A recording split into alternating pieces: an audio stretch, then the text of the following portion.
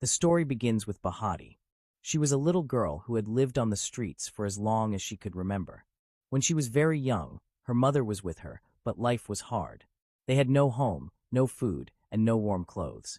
Her mother got very sick from the cold, and because they had no money for a doctor, she passed away when Bahati was only 5 years old. From that day, Bahati was alone.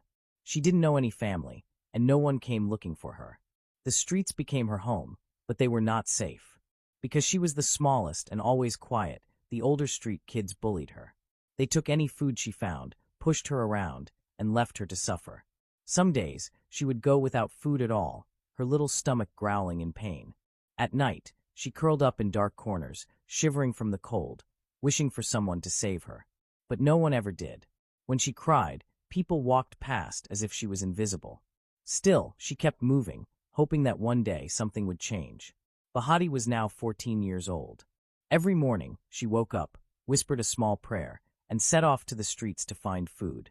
Some days she begged, but most days she searched through trash cans, hoping to find something to eat. That morning, as she walked, she saw a woman sitting on a bench, eating a big piece of bread. Bahati's stomach growled. She stopped and watched, hoping the woman wouldn't finish all of it. Just as she wished, the woman stood up with some bread still in her hand and walked toward a trash can. Bahati's heart raced. She followed slowly, making sure no one else saw. The moment the woman tossed the bread away, Bahati rushed forward and grabbed it. But before she could take a bite, she heard footsteps, many footsteps.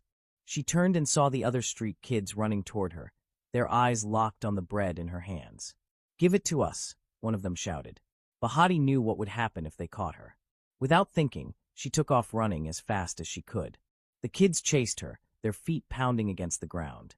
She weaved through the streets, her heart beating wildly. Then she saw a petrol station ahead. A man stood beside his expensive car, talking on the phone while waiting for his fuel. Bahati's eyes darted to the car.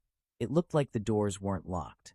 With no time to think, she grabbed the handle, yanked the door open, and threw herself inside the back seat. She quickly shut the door and lay down, holding her breath.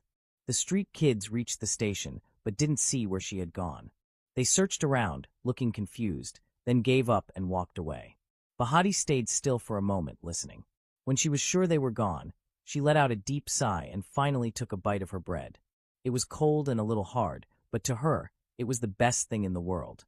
She chewed slowly, feeling safe for the first time in a long time. But she had no idea that her life was about to change forever.